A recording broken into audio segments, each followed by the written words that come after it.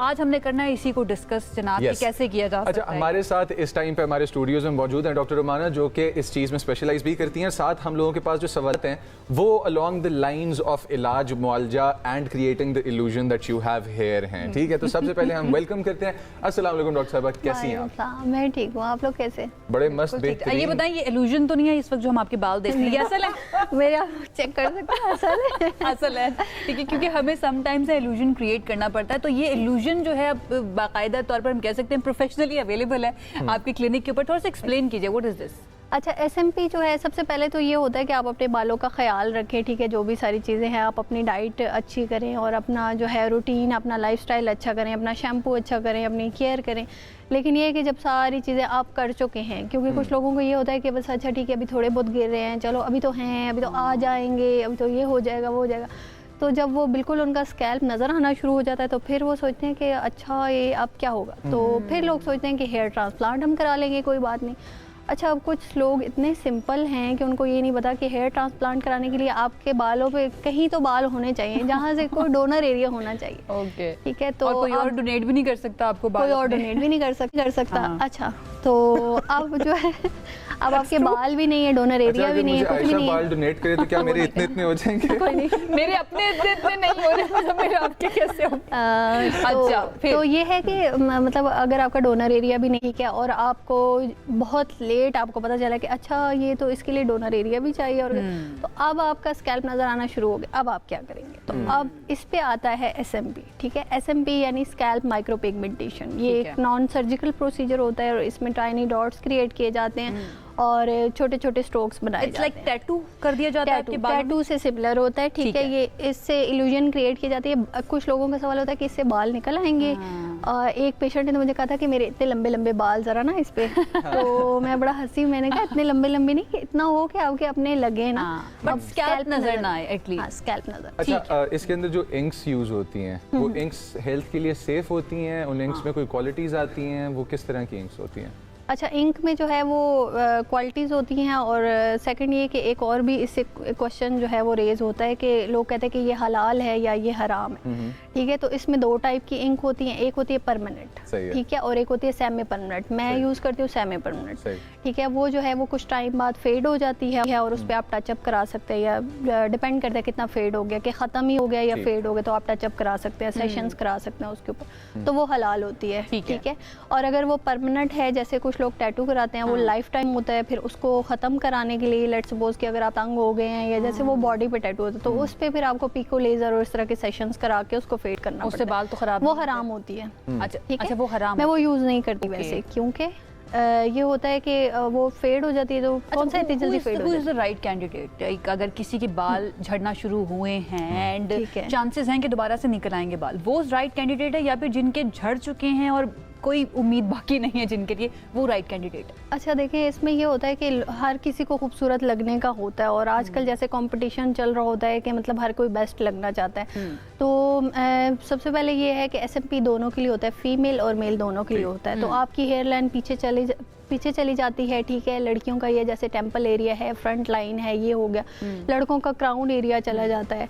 तो अब ये है कि जैसे पहले होता था कि पूरे गंजे हो गए, घूम रहे हैं, फिर रहे हैं, कॉन्फिडेंट है, उनमें उनको कोई मसला नहीं है, लेकिन मतलब टेंशन तो है, लेकिन उनको पता है कि इसका कोई सोल्यूशन ही नहीं। मैं आपको यहाँ पे पॉज कराना चाहूंगा। व्यूअर्स, आपने डॉक्टर साहिबा की एक बात पे गौर करना है। उन्होंने कहा पहले जैसे घूम रहे होते थे, कॉन्फिडेंट होते थे, गंजे हो गए, कोई मसला नहीं। अपने कॉन्फिडेंस पे काम करें, अगर गंजे हो भी गए, you were comfortable in your skin before.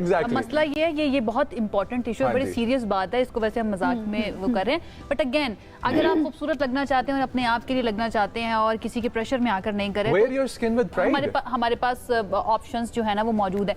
थोड़ा सा जरा हम इस पे भी बात करते हैं, इज इट अफोर्डेबल? बहुत ज्यादा महंगा तो नहीं है? ये सब करवा सकते हैं? सब करवा सकते हैं, इतना महंगा नहीं है। और जैसे देखिए हेयर ट्रांसप्लांट भी लोग कराते हैं, और आजकल इतना कोई मुश्किल नहीं हो गया, सब लोग अपना खूबसूरती पे अपनी इस पे काम करते हैं, क्योंकि ये एक स्ट्रेस का कॉज भी बनता है। ठीक है, अगर आपके बाल जा रहे हैं, आप कॉन्फिडेंट, जैसे एक मेरे पास पेशेंट आए तो उनको एलोपेशिया था।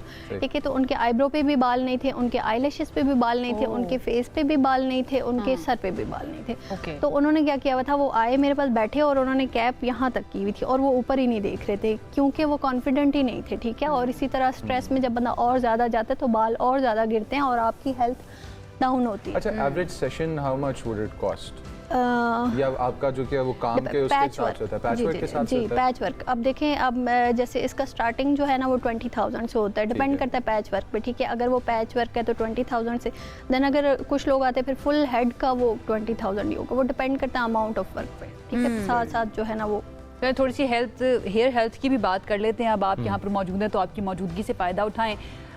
बालों को गिरने से कैसे रोकें ताकि इसकी नौबत ही ना आए करवाने की? मुझे लगता है कि अभी आजकल तो सबको अवेयरनेस होती है, लेकिन फिर भी जिन लोगों को नहीं पता उनके लिए बता देते हैं कि आप जब आपके बाल हैं आप तभी से केयर करें, ठीक है। आप बहुत ज़्यादा गर्म पानी यूज़ नहीं करें, ठीक है। ठंडे पानी से कोशिश करें, सर धोएं और अच्छा शैम्पू यूज़ करें। ये नहीं कि बस ठीक है, जैसे कुछ लोग होते हैं वो कहते हैं मैडम हम तो साबुन लगाते हैं और वही जो है ना सारा हम यूज़ कर लेते हैं। तो ये थोड़ा सा है कि आप अच्छा शैम्पू यूज़ कर लें। शैम्पू से फ़र्क पड़ता है रोमाना? बहुत फ़र्क पड़ता है, बालों की हेल्थ के ऊपर पड़ता है। जो कंडीशनर्स होते हैं, मुझे ऐसा महसूस यूज़ करना ठीक है या नहीं? हाँ, कहीं पे कहते हैं कि जी वीक में 2 दफ़ा शैम्पू कर लें, बहुत है। उसमें ये होता है कि जब आपको जैसे स्वेटिंग हो रही है, ठीक है, तो स्मेल आ रही है तो आप शैम्पू डेली यूज़ कर लें। लेकिन अगर आपको स्वेटिंग नहीं हो रही तो आप वीक में 2 दफ़ा यूज़ कर सकते हैं, 3 दफ़ा यूज़ करते हैं, पूरा वीक नहीं। अच्छा, बहुत सारे डॉक्टर्स मेरी बात हो चुकी है पास्ट में, वो कहते हैं कि शैम्पू का काम एक है, that is cleaning the scalp. Yes, ठीक है, तो वो कोई भी शैम्पू कर सकता है, उससे इतना ज़्यादा फर्क नहीं पड़ता। आप डिसएग्री करेंगे इस बात से? वो इस वजह से कि कुछ शैम्पू में बहुत ज़्यादा केमिकल्स होते हैं, ठीक है, और कुछ सल्फेट फ्री होते हैं, जैसे कुछ मेडिकेटेड होते हैं। तो वो जितने अच्छे टाइप का अगर आप शैम्पू यूज़ करते हैं, जैसे अब आप कोई बहुत ही चीप प्राइस का शैम्पू यूज़ करते हैं, वो आप लगा के आपको फील हो रहा है कि आपके बालों का टेक्सचर हार्ड हो रहा है, तो आपको खुद पता होना चाहिए कि उससे बाल आपके गिरेंगे, ठीक है। उससे डैंड्रफ आएगी, उससे स्कैल्प जो है आपका ख़राब होगा, तो आपको फंगल इन्फेक्शन हो सकता है, तो फिर आपके बाल भी गिरेंगे। डैंड्रफ में कितने टाइप ऑफ डैंड्रफ हैं कि जो हमारे कॉमनली सबसे कॉमन आपको नजर आते हैं? क्या वो ये फंगस जिस तरह आपने बात कही है इससे रिलेटेड ज़्यादा हैं, या जो गलत प्रोडक्ट यूज़ कर लिया, या कौन सा डैंड्रफ सबसे? डैंड्रफ जो है वो जैसे अब सर्दियों में होता है कि सब गर्म पानी से सर धो रहे होते हैं, तो डैंड्रफ जो है वो अगर आप उसको ट्रीट नहीं करते तो वो ज़्यादा फिर जो है वो जाता है, हेयर लॉस भी करता है, ठीक है, डैंड्रफ। और डैंड्रफ एक्ने भी करता है, ठीक है। आपके यहाँ पे एक्ने आना तो, और यहाँ पे आपकी नेक पे आना, तरीका डैंड्रफ को हटाने का? इसको करने के लिए ऑयलिंग कर सकते हैं आप। दूसरी बात है कि अगर आपको डैंड्रफ है ना, अगर ज़्यादा डैंड्रफ है, जैसे मुझे खुद भी सर्दियों में डैंड्रफ हो जाती है, ठीक है। कुछ लोगों का स्कैल्प ऐसा होता है, कुछ लोगों का स्कैल्प नॉर्मल होता है, तो उस पर फिर आप मेडिकेटेड शैम्पू यूज़ कर सकते हैं, डैंड्रफ वाला शैम्पू यूज़ कर सकते हैं। नॉर्मल जो शैम्पू है वो आपको फिर यूज़ नहीं करना चाहिए, या फिर आपको उसको जो है अल्टरनेट डे पे यूज़ करते रहना है। Yes, alright, thank you so much Romana